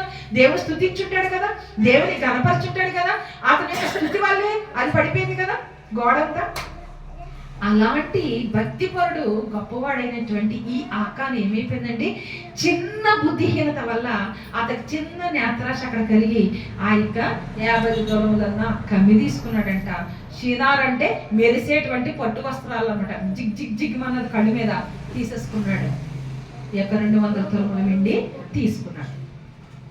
అతడు అది తీసుకొని ఎక్కడ దాచాడండి? అక్కడెక్కడ కాదు, వారి యొక్క గుడారంలో భూములు కప్పెట్టాడంట. అంటే తనకే కాదు, తన ఇంటి వారందరికీ కూడా బుద్ధిహీనతను తీసుకొచ్చాడు, శాపాన్ని తీసుకొచ్చేసాడు. తనే కాదు, తన యొక్క వంశం అంతటిని ఏం చేశారో తెలుసండి? చేసిన దాన్ని బట్టి వాళ్ళని రాళ్లతో కొట్టి ఆ కోరు లోయలోకి తీసుకెళ్లి రాళ్లతో కొట్టి చంపేశారు. చంపాలి అంతే, అది రూల్ అంతే, ధర్మశాస్త్రం అది. ఒక చిన్న బుద్ధిహీనత వల్ల కొంచెమే ఒకటేదో అలా ఒక ఏగబడిందంతే దాంట్లో కదండి. ఆ తైలంలో ఒక చిన్న ఏగబడిందంతే. బుద్ధిహీనత ఏమైంది? తన ఘనతని లేపేసింది, తన జ్ఞానాన్ని తేల చేసేసింది. ఇలాంటి బుద్ధిహీనత, ఏ ఆశ కలిగిన బట్టి మనకి బుద్ధిహీనత వస్తుందో మనం చాలా జాగ్రత్తగా ఆలోచించవలసిన వారిగా మనం ఉంటా ఉన్నాం. రైట్. ఇక్కడ ఆశించడం అనేటువంటి బుద్ధిహీనత కనిపిస్తుంది. మొట్టమొదటిగా ఏంటంటే విరోధముగా, యెహోవాకు విరోధముగా మాట్లాడే బుద్ధిహీనత. రెండోది ఏంటి? యెహోవాకి ఎదుట సనిగేటువంటి బుద్ధిహీనత. మూడోది జీవపుడము నేత్రాశ అనేటువంటి బుద్ధిహీనత. నెక్స్ట్ ఆశించడం, పొరుగువానిది, అయిష్టమైనది, దేవునికి అయిష్టమైనది, శపితమైన దాన్ని ఆశించేటువంటి బుద్ధిహీనత. ఒక ఫ్యామిలీ నాకు తెలుసు. అంటే మనం కొన్ని చోట్ల కొన్ని లడ్డూలు అమ్ముతూ ఉంటారు, ఎంత టేస్ట్ ఉంటాయంటే చెప్పలేం. అక్కడికి తెచ్చినందుకన్నా తినడానికి ఇష్టం లేదు. కానీ అరే అది ఎక్కడదో కాదు, బ్లడ్ అంటే మీకు అర్థమైంది కదా, అది ఎక్కడదో కాదు. కానీ అక్కడున్న ఒక షాప్ నుంచి మాత్రమే తెప్పించుకుని తినేవాడు. ఎందుకు? అంత బాగుంటుంది అనమాట ఆ లడ్డూ. రైట్. ఆ ప్రదేశం నుంచి మేము తెచ్చుకోలేదు కనుక ఇది శపథమైనది కాదు అని అనుకోవచ్చు. కానీ దాన్ని ఆశించడం అనేది చాలా తప్పు, బుద్ధిహీనత. అది ఏంటంటే అది బుద్ధిహీనత. మేము ఒకప్పుడైతే ఏం చేసామంటే ద్రాక్షారామం అనేటువంటి దేవస్థానం చాలా ఫేమస్. అది మేము పరిశుద్ధాత్మ పొందుకున్నాం, భాషలతో మాట్లాడుతున్నాం, ప్రవచనాలు చెప్తున్నాం, 9 వరాలు పొందుకున్నాం, దేవుని సువార్త విపరీతంగా చేస్తాం. చిన్న చిన్న వాళ్ళనే ఈ జెరూషా ఇంక వేరు అంతంతో అప్పుడు అక్క పిల్లలు నేను చేస్తూ చేస్తూ చేస్తూ నా ఫ్రెండ్స్ వచ్చారు, నీ క్లాస్మేట్స్, వాళ్ళందరినీ పట్టుకొని ఏం చేసామంటే అలా తిప్పుకుంటూ ఆ ఏరియా బాగుంటుందని వెళ్ళాం. అది చాలా పాత కట్టడ కనుక అది చూడడానికి ఎక్కడికి వెళ్ళాం తెలుసా, దేవాలయంలోకి వెళ్ళాం, గర్భగుడిలోకి కూడా వెళ్ళిపోయారు. నేను వెళ్ళలేదు కానీ వెళ్ళేశారు. వెళ్ళి అక్కడ డ్యాన్స్ మళ్ళీ ఈవినింగ్ అయితే ఏంటంటే అక్కడ ఈ సన్నాయి, ఈ తబలాలు, ఈ మృదంగం ఇవన్నీ ప్లే చేస్తుంటే అక్కడ చేస్తారు. అది రూలు. ఆ మండపాలు ఉంటాయి, మండపాల్లో డాన్స్ కానీ అక్కడ కూర్చుని కచేరీ కానీ లేదంటే హరికథ కానీ ఇవన్నీ చెప్తా ఉంటారు అనమాట. అవి స్టార్ట్ అయ్యింది 6 o'clockకి. మేము కుదురలేం కదా, వెళ్ళిన తర్వాత అప్పటికే చెప్తున్నాను నేను, మేము అందరూ పరిశుద్ధాత్మ పొందుకొని చాలా పరిమళిస్తూ సువాసన వెదజల్లుతున్నాం అనమాట. ఆ టైంలో అక్కడికి వెళ్ళి వాళ్ళు వేస్తుంటే మేము కుదురుండక వాళ్ళతో పాటు మేము కూడా అక్కడ ఏం చేసామంటే ఆ మండపాల్లో నేను కానీ మా అక్క పిల్లలు డాన్సులు వేశారు. కొంచెం కొంచెం అందరికి నాట్యాలు వచ్చి కనుక చేశారు. నేర్చుకున్న వాళ్ళం, చిన్నప్పుడు అందరం నేర్చుకున్నాం మేము. అయితే పూజ దగ్గరికి వచ్చేటికి మానేసాం అనుకోండి, తర్వాత సంగతి. అయితే ఆ నాట్యాలు చేస్తూ ఉన్నప్పుడు చేసేసాం, సంతోషం అయిపోయింది, చీట అయిపోతుంది, వెళ్ళిపోయాం. ఆ చుట్టూ కొన్ని సాధారణ కార్యాలు జరుగుతాయి. యాక్చువల్గా కొన్ని అవుట్ సైడ్ ఒక చెరువు ఉంటుంది, అక్కడ చాలా కార్యాలు జరుగుతూ ఉంటాయి అనమాట. ఇవన్నీ తెలిసినా కూడా మేము వెళ్ళాం, అన్నీ అయిపోయి ఈవినింగ్ వచ్చి రాత్రి మామూలే కదా ఫ్యామిలీ ప్రేయర్, ఎన్ని తిరిగినా ఫ్యామిలీ ప్రేయర్ చేసుకుంటా ఉంటుంటే దేవుని పరిశుద్ధాత్మ శక్తి మా దగ్గర మీద రావట్లా. మేము బలం పొందుకోలేకపోతున్నాం, ప్రార్థన చేయలేకపోతున్నాం, ఆయన ఆత్మ మా మీదకి రావట్లేదు. ప్రతిరోజు మేము దేవుని ఆత్మ మా మీదకి వస్తే తప్ప ప్రార్థన ముగించే వాళ్ళం కాదు. ఎవరి కాలం చెప్తున్నా కదా, నింతే ఉన్నాం. అలాగే దేవుని స్తుతిస్తూ ఎంత స్తుతిస్తున్నా కూడా ఆత్మశక్తి రావట్లేదు. తండ్రిని స్తుతించడానికి మాకు జ్ఞానం రావట్లేదు, మా నోరు మా నాలిక మరి సడగట్లేదు. అలాంటి స్థితిలో అప్పుడు దేవుడు చూపిస్తున్నారు మాకు, ఏంటి ప్రభావ మా పరిస్థితి ఇలా దిగజారిపోయిందంటే మా బుద్ధిహీనతను దేవుడు చూపించారు. ఆ రోజు మీరు అభిషక్తులు, మిమ్మల్ని అభిషేకించుకున్నాను, మిమ్మల్ని నేను ఏర్పరచుకున్నాను, నేను ఆత్మతో అభిషేకించుకుంటే మీరు అన్య స్థలాలకు వెళ్ళి మీరు నాట్యాలు చేస్తారా అని చెప్పి దేవుడు గద్దిస్తే అందరూ బోరును పడి దొలుతున్నాం, హాల్లో ఏడుస్తున్నాం. ఆ తర్వాత దేవుడు మమ్మల్ని కనికరించి ఆయన ఆత్మ మా మీదకి దిగి వచ్చి మేము ఆయన స్తుతించేంత వరకు కూడా మేము ఆ రోజు ఏడుస్తున్నాం. మిడ్నైట్ అయిపోయింది, మా బావగారు వచ్చే టైం అయిపోతుంది. అయినా కూడా ఆయన అన్యుడైనా ఆయనకి తెలియదు. అయినా కూడా మేము అలా ప్రార్థన చేస్తూ ఆయన ఎప్పుడో మిడ్నైట్ 1 o'clock వస్తారు. హోటల్స్ అవన్నీ దిగి మూసుకొని, వాళ్ళు చాలా వ్యాపారాలు ఉండేవి అనమాట. దాంట్లోంచి దిగి ఆయన రావడానికి మొన్న పోయిన సంవత్సరం ఇక్కడికి వచ్చి అక్టోబర్ 14th 15th వాక్యం చెప్పారు కదండి, ఆ అక్కగారి ఇంట్లో అనమాట. మేమందరం ఒక్కసారి దేవుని ఆత్మ పొందుకున్నాం. అయితే అక్కడ ప్రార్థన చేస్తూ దేవుని ఆత్మ మా మీదకి దిగి వచ్చి మమ్మల్ని క్షమించేంత వరకు వదలలేదండి. యాకోబు అంతటి వాళ్ళం కాదు కానీ నీవు మమ్మల్ని నన్ను ఆశ్రదిస్తే తప్ప నేను విడిచిపెట్టను, తెల్లారిపోతుంది అన్నట్టుగా దేవుడు పాదాలు పెట్టుకుని వదలలేదు. మా బుద్ధిహీనత దేవుడు మాకు చూపించారు. శపితమైన దాంట్లో, దేవునికి అయిష్టమైన దాంట్లో మనం అడుగు పెట్టడానికి వీల్లేదన్నమాట. దేవునికి అయిష్టమైనది ఏది, ఈ ఆకారం కూడా ఏం చేశాడు, శపితమైన దాన్ని తీసుకున్నాడు. అది దేవునికి ఇష్టమైనది కాదు. తన యొక్క వంశం అంతటికి మరణాన్ని తెచ్చిపెట్టిన వాడు ఎవరండి, ఈ యొక్క ఆకారం. చిన్న బుద్ధిహీనత. ఎంతండి, చిన్న బుద్ధిహీనత. కనుక చాలా జాగ్రత్తగా మనం ఆలోచించే వారిగా ఉండాలి. ఇక నేను 2 విషయాలు చెప్పి నేను ముగించేస్తానండి. ఇక్కడ ఆదికాండం 9వ అధ్యాయం 20వ వచనంలో మనకి బాగా తెలిసినటువంటి గొప్ప వ్యక్తి అండి. ఎవరో తెలుసండి, తీసి చెప్తారని నాకు తెలుసు. ఈయన ఓడను తయారు చేశారు, ఇప్పుడు చెప్తారు. Very good, okay. నోవాహు కదా. ఈ నోవాహు ఏం చేశాడండి, దేవుని మాట ప్రకారం కదండి, ఇంచుతో సహా, దేవుడు చెప్పిన ఇంచుతో సహా కదా, ఒక స్పాన్తో సహా ఆయన ఏం చేశాడు, ఆ రకంగానే ఆయన చెప్పింది విని పెద్ద ఓడ తయారు చేశాడు కదా. మరి అందరు ఏమని ఉంటారు చెప్పండి, ఓడ తయారు చేస్తే నవ్వుంటారా, ఏంటి పిచ్చోడని ఉంటారా, ఎన్నో రకాలుగా అని ఉంటారు. ఇప్పుడు కూడా కొత్త ఒక నోవాహు అంట ఎవరైనా, ఆయన కూడా వారు కడతా ఉన్నారు, చూద్దాం. రైట్, దేవుడి ఉద్దేశం ఏమి మనకు తెలియదు కదా, మనం ఎవరిని అనడానికి వీలేదు. నోవాహు కడతా ఉంటే అందరు ఎన్నో మాటలన్నా ఆ గొప్ప నోవాహు భక్తిపరుడు, ఆ యొక్క జనాంగం అంతట్లో ఎవరని చెప్పాడు దేవుడు, నీతిపరుడు అని చెప్పాడు కదా. దేవుడే సాక్ష్యం ఇచ్చాడు నోవాహు గురించి.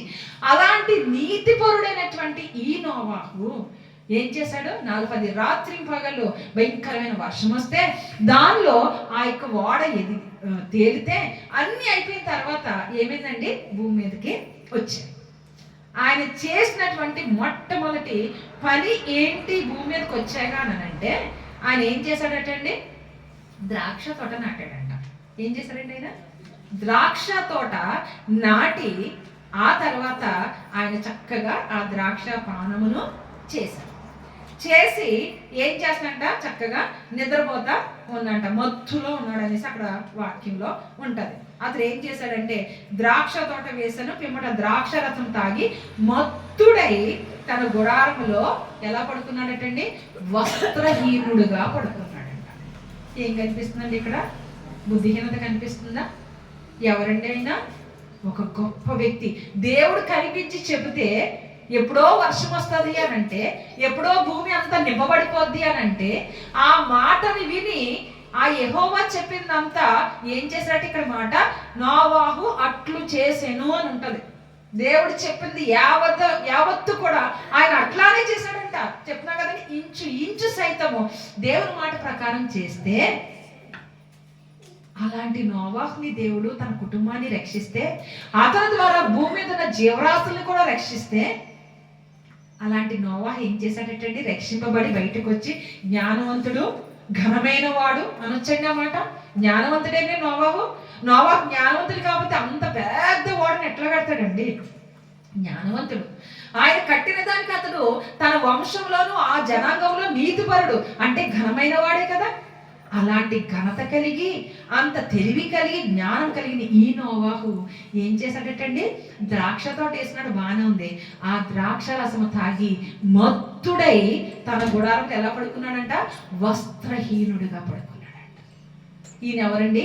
పరిమళాన్ని వెదజల్లేటువంటి బుక్కావాని తైలం లాంటి వాడు. అలాంటి నోవాహు ఆ దాంట్లో ఆ బుడ్డిలో ఏం పడిపోయింది? చచ్చిన ఈగల పడిని. చాలా జాగ్రత్త సుమా. మనం 98% కాదు కదా, 99.9% మంచోళమైన ఘనమైన వాళ్ళమైనా ఎక్కడో ఒకటి మనల్ని ఏం చేస్తుందండి? బుద్ధిహీనత కలిగిస్తుంది. ఒకవేళ ఈ బుద్ధిహీనత మన ఆకార జీవితంలాగా అవ్వద్దు సుమా. ఈ బుద్ధిహీనత మిరియాము లాంటి జీవితం కాకూడదు. ఈ బుద్ధిహీనత మరి ఏ దానికో దేవుని ఉగ్రతకి నడిపించేది కాకుండా మనం జాగ్రత్త పడాలని దేవుని యొక్క వాక్యము ఈ చివరి అంటే ఈ సంవత్సరం చివరిలో మనతో దేవుడు మాట్లాడుతూ ఉన్నారు. ఆ జ్ఞానమైనటువంటి మరి చిన్న చిన్న ఈ యొక్క అవిధేయత దేవుని దృష్టికి ఏమైపోయిందండి? చెడ్డదిగా కనిపిస్తుంది. ఆయన యొక్క మరి త్రాసు తేలిపోయినట్టుగా ఇక్కడ మనం చూస్తూ ఉంటాం. మరి మనం కూడా ఈ ఆలోచన మనం ఆలోచిస్తే గనక చివరికి ఒక్క మాటే, మరి మనకి తెలుసు నయోమి అనేటువంటి వ్యక్తి కదండి. ఆమె ఏం చేస్తుందండి? బెత్లెహేము నుంచి ఎక్కడికి వెళ్ళింది? మోయాబు ప్రాంతానికి వెళ్ళింది. బెత్లెహేం అనే మాటకు అర్థం ఏంటండి? పిల్లలు చెప్పాలి, తెలుసు అనుకుంటున్నాను. రొట్టెల గృహము అని అర్థం. ఏంటంటే అర్థం? రొట్టెల గృహం అంటే సమృద్ధైన ఆహారం అక్కడ ఉంటుంది. అక్కడ కరువు వచ్చిందంట. ఆ కరువు వస్తే అక్కడ మాట ఏముంటుంది తెలుసా? బెత్లెహేము ఎఫ్రాతా నుండి వచ్చారని ఉంటుంది అక్కడ. బెత్లెహేము, యోదా బెత్లెహేము, ఎఫ్రాతా నుంచి ఏమైరంట? ఈ ఫ్యామిలీ మోయాబు దగ్గరికి వచ్చేసారంట. ఎక్కడి నుంచి అండి? రొట్టెల గృహం నుంచి. మోయాబు అంటే ఏంటి? మోయాబీలు అంటే ఎవరండి? మోయాబీలు ఎవరండి? లోతు యొక్క కుమార్తెల యొక్క సంతానం కదా. దేవునికి ఇష్టం లేని సంతానమే కదా, దేవునికి అయిష్టమైన సంతానం. అలాంటి ప్రదేశానికి, అన్య ప్రదేశానికి, విగ్రహారాధన ప్రదేశానికి వచ్చారంట. ఎక్కడి నుంచి అండి? రొట్టెల గృహంలోంచి వచ్చారు వాళ్ళు. ఈ రొట్టెల గృహంలోంచి అక్కడికి వచ్చి తను ఏంటి కోల్పోయింది తెలుసా? తన భర్తను కోల్పోయింది, తన 2 బిడ్డల కుమారుల్ని కోల్పోయింది, తను రిక్తురాలైపోయి తిరిగి వెనక్కి వచ్చింది. చిన్నగా ఎన్ని సంవత్సరాలు ఉంటుంది తెలుసండి అక్కడ? 10 సంవత్సరాలు. అంటే 10 సంవత్సరాలు తను తన సొంత ఊర్లో ఉండి తన జీవితాన్ని ఏదో రకంగా అటు వీటిలో కొనసాగించలేకపోయింది. ఏదో గొప్ప కార్యం చేద్దాము, గొప్ప ఉన్నవాడు అయిపోదాము, ధనం సంపాదిద్దామని అక్కడి నుంచి ఆమె మోయాబు ప్రాంతానికి వచ్చింది. ఆ చిన్న బుద్ధిహీనత వల్ల తన యొక్క కుటుంబం అంతటినీ పోగొట్టుకుంది. అయితే తనకి బుద్ధి వచ్చినప్పుడు దేవుడు జ్ఞాపకం చేసుకొని మరలా యెరూషలేముకి తిరిగి రావడం, రూతు ద్వారా తను పెంచబడడం అనేది జరిగింది. ఈ దినాన దేవుడు మనతో మాట్లాడుతున్నారు. ఏమనంటే ఏ కొంచెం బుద్ధిహీనత మన జీవితాల్లో మరి మన జీవితాన్ని మార్చేస్తుంది. ఈ మాట ఏదో బాగుంది కదా, ఏంటది? కొంచెం బుద్ధిహీనత జీవితాన్నే మార్చేస్తట. ఐడియా కాదు. ఎలా మారుస్తుంది? ఎలా మారుస్తుంది అంటే ఆ బుద్ధిహీనత శాపగ్రస్తమైనదిగా మార్చేస్తుంది. త్రాసులో నుంచి తేలిపోయేటట్లుగా మార్చేస్తుంది. ఆ త్రాసులో తేలేమనంటే మన యొక్క తండ్రి నుంచి మనం దూరం అవుతాం, మన కుటుంబం మన నుంచి దూరం అవుతుంది, లేదా మన కుటుంబం ఏమైపోతుందో కూడా మనకు తెలియదు. ఆకాన్ని జ్ఞాపకం చేసుకుందాం, మిరియాని జ్ఞాపకం చేసుకుందాం, గెహాజీని జ్ఞాపకం చేసుకుందాం, ఇశ్రాయేలీని జ్ఞాపకం చేసుకుందాం. ఇక్కడ ఎంతో గొప్పవాడైనటువంటి నోవాహుని జ్ఞాపకం చేసుకుందాం, మిరియంని జ్ఞాపకం చేసుకుందాం. ఇవన్నీ ఏంటంటే దేవునికి ఇష్టమైన కొంచెం బుద్ధిహీనత వారి యొక్క ఘనతను తేలదేసేసింది, వారి జ్ఞానాన్ని తేలదేసేసింది. అలాంటి జీవితం మనకు రాకుండా ప్రభువా నాలో ఏమి నీకు ఇష్టమైనటువంటిది ఉందో, ఏ బుద్ధిహీనత నాలో ఉందో నాయన గ్రహించి విడిచిపెట్టడానికి శక్తినిమ్మని ప్రభు సన్నిధిలో ప్రార్థన చేద్దాం. ప్రతి ఒక్క హృదయంని ఎత్తి ప్రభు సన్నిధిలో, ప్రభుకి మనకే పక్కోళ్ళు చెప్పాల్సిన అవసరం లేదు కదా. మన బుద్ధిహీనత ఏమో మనకు తెలుసు, దాన్ని ప్రభు సన్నిధిలో పెడదాం. ప్రభు సన్నిధిలో పెట్టి ఆ యొక్క మనుషులకు తెలియకపోవచ్చు, కానీ నీ ఒంటరి ఉంటున్నప్పుడు నువ్వు చేసే ప్రతి పనిని దేవుడు చూస్తున్నాడు. నువ్వు మాట్లాడే ప్రతి ఆలోచన, నీవు మాట్లాడే ప్రతి మాట, నీవు ఆలోచించే ప్రతి చెడు ఆలోచన దేవుడు గ్రహిస్తా ఉన్నాడు. జ్ఞాపకం చేసుకుని ప్రభు సన్నిధిలో, అయ్యా ఈ దినాన్ని బుద్ధిహీనత నేను విడిచిపెడుతున్నాను అయ్యా, నాలోని శక్తిని బలాన్ని దయచేయమని ప్రభు సన్నిధిలో ప్రార్థన చేద్దాం. మహాగరుడా, మహోన్నతుడా, పరిశుద్ధుడా, మీ స్తుతులు స్తోత్రములు వందనాలు. ఈ దినాన ప్రభు గొప్ప వాక్కు ద్వారా మాతో మాట్లాడు. నిజమేనాయన, ఒక చిన్న ముద్ద నా తన పిండి పులిసినప్పుడు ప్రభా ముద్దంతయు దాన్ని చెడవ చేసిన ఆయన మరి పులిసినది కానీ చేస్తుంది. ఒక బుక్కవాని తైలంలో చిన్న ఈగ పడితేనైనా చచ్చిన ఈగ దాని పరిమళం అంతా పోతుందని నా ప్రభా చిన్న బుద్ధిహీనత అదే విధంగా మా జ్ఞానము గంతను తేల చేస్తుందని ఈ వాక్యం ద్వారా మాట్లాడారు. అయ్యా మాలో ఉన్న బుద్ధిహీనతను ప్రభు మేము గ్రహించి విడిచిపెట్టడానికి ఈరోజు సిద్ధంగా ఉన్నాం. అయ్యా మా బుద్ధిహీనతను క్షమించండి ప్రభా, మన్నించండి నాయన, క్షమించి నాయన విడుదల దయచేసి ఈ ఆత్మతో మమ్మల్ని నింపమని, ఈ రాకడ కొరకు మమ్మల్ని పరిపూర్ణమైన సిద్ధపాటును దయచేయండి. నూతన సంవత్సరంలో అడుగు పెట్టబోతున్నటువంటి మా జీవితాలు శుద్ధ హృదయంతోను ప్రభా, పరిమళ తైలముతోను నాయన, ఘనముతోను ప్రభా, జ్ఞానముతోను ప్రభా నీ ఎదుట ఉండి నాయన మేము అడుగు పెట్టడానికి కృప చూపించమని ఘనమైన నీకు స్తుతులు చెల్లించుకుంటూ, పాతదంతయు కూడా పులిసినదంతయు కూడా నాయన తండ్రి కంపు కొట్టేదంతయు కూడా నాయన విడిచిపెట్టి నీలో స్థిరమైనటువంటి బలమైన పరిశుద్ధమైనటువంటి బిడ్డలుగా నాయన నూతన సంవత్సరం ప్రవేశించాలని మాకు శక్తిని కృపను దయచేయమని జీవాధిపతి మీకు స్తుతులు చెల్లించుకుంటూ యేసయ్య శ్రేష్టమైన నామంలో ఈ ప్రార్థన విన్నపాలు అడిగి పొందుకొని ఉన్నాము తండ్రి, ఆమేన్. సమయంలో ప్రభు సన్నిధికి తెచ్చినటువంటి కానుకలు సమర్పించుకుందామండి. కానుకలు సమర్పించుకుంటుండగా యేసు స్వామి నీకు నేను నా సమస్తం మర్చిపోయి పాటలు పాడతాను.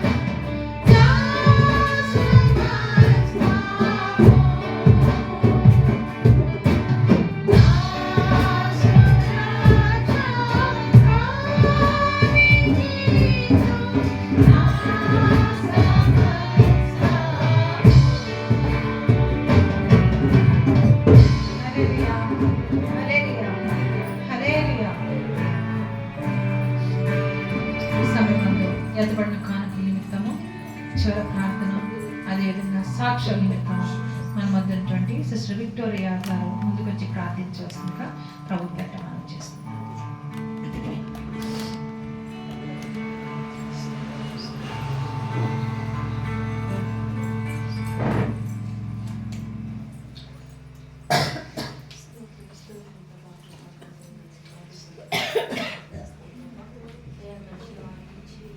ప్రభావం మమ్మల్ని కాచిగా ఉన్న విధాన్ని బట్టి వందనాలు స్తోత్రం చెల్లిస్తున్నాను తండ్రి. అయ్యా నా తండ్రి, నూతన సంవత్సరంలో నా తండ్రి మేము నూతనంగా తండ్రి నాయన నీ నూతన సంవత్సరంలో అడుగుపెట్టడానికి సహాయం దయచేయండి ప్రభా. మాలోని ఏ కొంచెం పెరుగుతుందో ప్రభా, మాలో ఏ కొంచెం లోటుపాటు ఉన్నాయో ప్రభా, మా జీవితాల్లో మేము సరి చేసుకోవడానికి సరి చేయండి ప్రభా. నీ పొందండి అయ్యా, మా బుద్ధికైనా తండ్రి ఆయన మేము సరిగా చేసుకోవడానికి సహాయం దయచేయండి ప్రభా. అయ్యా మా జీవితాల్లో నా తండ్రి ఏ లోటుపాట్లని అన్ని సరి చేయమని అడుగుతున్నాం తండ్రి. అటు జ్ఞానాన్ని దయచేయమని అడుగుతున్నాను తండ్రి. నీకు ఇష్టమైన బిడ్డలకు మేము ఉండటానికి సహాయం దయచేయండి ప్రభా. అయా నూతన సంవత్సరంలో తండ్రి సంపూర్ణ నూతన హృదయాలతో, నూతన మనసులతో నా తండ్రి, నూతన ఆత్మలతో తండ్రి మేము అడుగు పెట్టడానికి సహాయం దయచేయండి ప్రభా. అయా గొప్ప గొప్ప వారు తండ్రి కొంచెం బుద్ధితో తండ్రి నాయన తొలిపోయినట్టున్నారు తండ్రి. అయా అట్టి వారిలోగా నా తండ్రి మేము నిజంగా తొలిపోయి ఉన్నాము తండ్రి. అయా అట్టి బుద్ధిహీనత మా హృదయాల నుంచి తీసివేయండి తండ్రి, మా తలంపుల నుంచి తీసివేయమని అడుగుతున్నాం తండ్రి. అయా ఇక్కడ ప్రతి ఒక్కరికి మంచి బుద్ధి జ్ఞానం దయచేయమని అడుగుతున్నాం తండ్రి. అయా చిన్న బిడ్డలు మొదలుకొని పెద్దవారి నుంచి వృద్ధుల వరకు నా తండ్రి మంచి బుద్ధి జ్ఞానం మాకు నేర్పించమని అడుగుతున్నాం తండ్రి. అయా మాలో జ్ఞానం కొదువైంది ప్రభా, మా జ్ఞానాన్ని దయచేయండి ప్రభా. మాకు తెలివిగా తక్కువైంది ప్రభా, తెలివి దయచేయమని అడుగుతున్నాం తండ్రి. అయా మాలో ఏ లోటుపాట్లు అన్ని సరి చేయమని అడుగుతున్నాం తండ్రి. అదేవిధంగా ప్రభా నీకు స్తోత్రం చెల్లిస్తున్నాం ప్రభా. అయా మాలో నుంచి ప్రతి ఒక్కరు చెప్పిన సిస్టర్స్ బ్రదర్స్ చెప్పిన ప్రతి సాక్ష్యాన్ని మేము ముట్టండి ప్రభా. అయా సాక్ష్యాల ద్వారా నా తండ్రి అనేకులు రక్షింపబడడానికి సహాయం దయచేయండి నాయన. అయా నా తండ్రి ఎవరు ఏ హృదయంతో, ఏ ఆత్మతో, ఏ ఇష్టంతో వచ్చారు ప్రభా, వారి వాళ్ళ అన్ని మాటలన్నీ ప్రతి ఒక్కరు నెరవేయడానికి సహాయం దయచేయండి ప్రభా. అయ్యా జ్యోతి సిస్టర్ వాళ్ళ నా తండ్రి వాళ్ళ ఆలోచనలన్నీ మీరు నెరవేర్చును కాక, వాళ్ళ హృదయ ఆలోచనలు మీరు వెరుగున దేవుడు కాబట్టి తండ్రి. అయ్యా వాళ్ళ మధ్య గారికి నా తండ్రి చక్కటి వధువు ఎక్కడున్నది ప్రభా మీరు జతపరచమని అడుగుతున్నాం తండ్రి. అయ్యా నువ్వు గొప్ప కార్యం జరిపించావు. వారి ఇంట్లో ఉన్న ప్రతి నా తండ్రి ప్రతి గొడవ, ప్రతి దురాత్మక శక్తిని ఏసునామములో విడుదలైపోతుందా తండ్రి. ప్రభా సిస్టర్ని మీరు ఒకసారి జ్ఞాపకం చేసుకోండి ప్రభా. అయ్యా నా తండ్రి ఆ బిడ్డని నా తండ్రి నూతనంగా నా తండ్రి గర్భము తెచ్చి ఉన్నారు కాబట్టి తండ్రి. అయ్యా నా తండ్రి తన తల్లి బిడ్డల క్షేమంతో నా తండ్రి ఉండడానికి సహాయం దయచేయండి. మంచి ఆరోగ్యం దయచేయండి, మంచి బలం శక్తిని దయచేయండి. బిడ్డకు నా తండ్రి డెలివరీ వరకు ఆ బిడ్డకు మంచి ఆరోగ్యం దయచేయండి. తల్లి బిడ్డ క్షేమం ఉండడానికి సహాయం దయచేయండి. వారికి ఏ లోటుపాటు ఎవరు చేయి చాచకుండా నా దేవుడు నాకు ఇస్తాడన్నట్టుగా సహాయం దయచేయమని అడుగుతున్నాను తండ్రి. అయ్యా మనుషులను ఆశ్రయించడం కంటే యెహోవాను ఆశ్రయించడం మేలన్నావు ప్రభా. ఆ బిడ్డ సంపూర్ణంగా నేను ఆనుకొని ఉన్నదని నమ్ముచున్నాను ప్రభా. ఆ బిడ్డకు శ్రాష్టంగా తండ్రి నువ్వు ఆ బిడ్డ తోడుగా ఉండి మైపరచమని అడుగుతున్నాను తండ్రి. అయ్యా నా తండ్రి చదువుకునే బిడ్డలకు, నువ్వు హాస్టల్కి వెళ్ళే బిడ్డలందరికీ తోడునిడమనుకుంటున్నాను. నా కుటుంబాన్ని ఒకసారి జ్ఞాపకం చేసుకోండి ప్రభా. నా కుటుంబంలో లోటుపాట్లన్నీ తీర్చమని అడుగుతున్నాను తండ్రి. నా బిడ్డల పట్ల గొప్ప కృప చూపమని అడుగుతున్నాను తండ్రి. ఎవరి ప్రాయంలో ఉన్నారు కాబట్టి ప్రభా అటు ఇటు తల్లిలకు సహాయం దయచేయండి ప్రభా. ఆ ముగ్గురు బిడ్డల్ని చేతికి అప్పగిస్తున్నాను ప్రభా. అయ్యా వారిని పెంచే జ్ఞానాన్ని నాకు దయచేయండి ప్రభా. వారు పెంచడానికి జ్ఞానం సరిపోవట్లేదేమో ప్రభా, నాకు ఇంకా జ్ఞానాన్ని దయచేయండి ప్రభా. నీకు స్తోత్రములు తండ్రి. ఆ బిడ్డలని చేతికి అప్పిస్తున్నాను. ముగ్గురు మూడు విధాలుగా వాడుకోమని చెప్తున్నాను తండ్రి. నీకు స్తోత్రములు తండ్రి. అయ్యా గొప్ప కార్యాలు జరిపించమని అడుగుతున్నాను తండ్రి. నీకు స్తోత్రములు తండ్రి. అయ్యా నా తండ్రి గత సంవత్సరం నుంచి తండ్రి నాకు నా సహోదరునికి మాటలు లేవు తండ్రి. నీకు స్తోత్రములు తండ్రి. అయ్యా మా ఇద్దరి రక్త సంబంధాన్ని మీరు కలపమని అడుగుతున్నాను తండ్రి. అయ్యా వచ్చిన కోడలి ద్వారా మీరు ముట్టండి తండ్రి. అయ్యా నా తండ్రి మాలో ఏ విధం ఉందో, ఏ కొంచెం చెడు బుద్ధి ఉందో ప్రభా నిజమే తండ్రి నాలో ఉంటే నన్ను క్షమించండి ప్రభా. అయ్యా బిడ్డలో ఉంటే వారిని క్షమించండి, మమ్మల్ని కలపడానికి సహాయం దయచేయండి ప్రభా. రక్త సంబంధులకు ముఖ త్రిప్పొద్దారంటున్నావు ప్రభా. నాయన నీకు స్తోత్రం. నేను ఎంతగానో త్రిప్పలేదు ప్రభా నాయన అని నేను అనుకోను ప్రభా. నా తండ్రి నాలో లోపం ఉందనే నేను అనుకుంటున్నాను ప్రభా. నా లోపాన్ని నేను సరి చేసుకున్నాను, క్షమించండి ప్రభా. వారిని గురించి క్షమించండి. నూతనంలో తండ్రి వారికి ఇచ్చిన ప్రతి సంతాన్ని మీరు దీవించండి, ఆశ్రయించండి. మా అమ్మని మారు మనసు దయచేయండి. వృద్ధాప్యంలో బిడ్డకు బాధ కలిగించకుండా సహాయం దయచేయండి ప్రభా. మా మధ్యలో బిడ్డ నలిగిపోకుండా సహాయం దయచేయండి ప్రభా. మంచి ఆత్మని మంచి జ్ఞానం దయచేయండి. అమ్మ కూడా ప్రభా ఆమె మంచి ఆరోగ్యం దయచేయండి. నీకు స్తోత్రం చెల్లిస్తున్నాం ప్రభా. అయ్యా మా ఆత్మీయ తల్లిదండ్రులైన అన్నగారిని సిస్టర్ని మీరు దీవించండి. వారికి ఇచ్చిన సంతాన్ని దీవించండి. చేస్తున్న సేవ అంతట్లోనూ కార్యాలు జరిపించమని అడుగుతున్నాను తండ్రి. అయ్యా నీ సేవ చేస్తున్నప్పటికీ నా తండ్రి ఆ బిడ్డలు నీ ఆత్మ నీ బలము నీ శక్తిని నీ ఆత్మతో నింపమని అడుగుతున్నాను. వారికి ఇచ్చిన సంతాన్ని దీవించి ఆశించి మాయపరచమని సంఘ సరిహద్దులు మీరు ముట్టని ముత్తు గ్రామం అంతా మీరు మార్చమని అడుగుతున్నాను. మారు మనసుతో ఈ గ్రామం అంతా మా ఉంటాడు సహాయం తెచ్చి మాయపదమని నజరేయుని యేసు నామములో అడుగుచున్నాను తండ్రి. ఆమేన్. పరలోకమందున్న మా తండ్రి, మీ నామం పరిశుద్ధపరచబడును గాక, మీ రాజ్యం వచ్చును గాక, మీ చిత్తం పరలోకమందు నెరవేర్చినట్టు భూమి యందును నెరవేరును గాక. మా అనుదిన ఆహారమును మాకు దయచేయము, మన అపరాధం చేసిన వారిని క్షమించిన ప్రకారం అపరాధములను క్షమించు, శోధనలోకి తేక దృష్టి తప్పించు. రాజ్యము బలము శక్తి మహిమ నిరంతరము నీవై ఉన్నావు తండ్రి. ఆమేన్.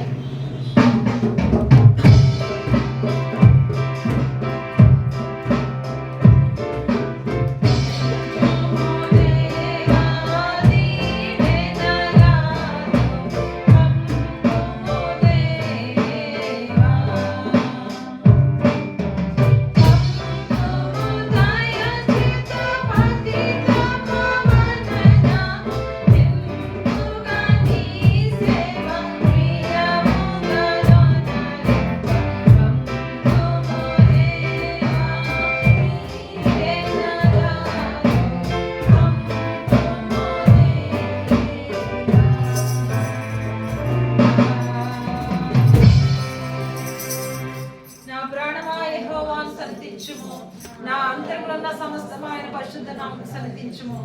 నా ప్రాణమా యెహోవాను సన్నిధించుము, ఆయన చేసిన ఉపకారములలో దేనిని మరవకము. నా ప్రాణమా యెహోవాను సన్నిధించుము. ఆమేన్. ఇప్పుడు మనం పరమ తండ్రి అయిన దేవుని యొక్క ప్రేమ, కుమారుని యొక్క కృప, పరిశుద్ధాత్మని యొక్క అన్యోన్య సహవాసము ఇప్పుడు ఎల్లప్పుడూ సదాకాలము కూడిన మనందరికీ తోడయండి. ఆయన సన్నిధిలో నిరంతరము బుద్ధిమంతులుగాను ఆయనకి ఇష్టమైన ప్రజగా ఉన్నట్లు పరిశుద్ధాత్మ దేవుడు మనందరికీ కృపా సహాయత అనుగ్రహించుగాక. ఆమేన్.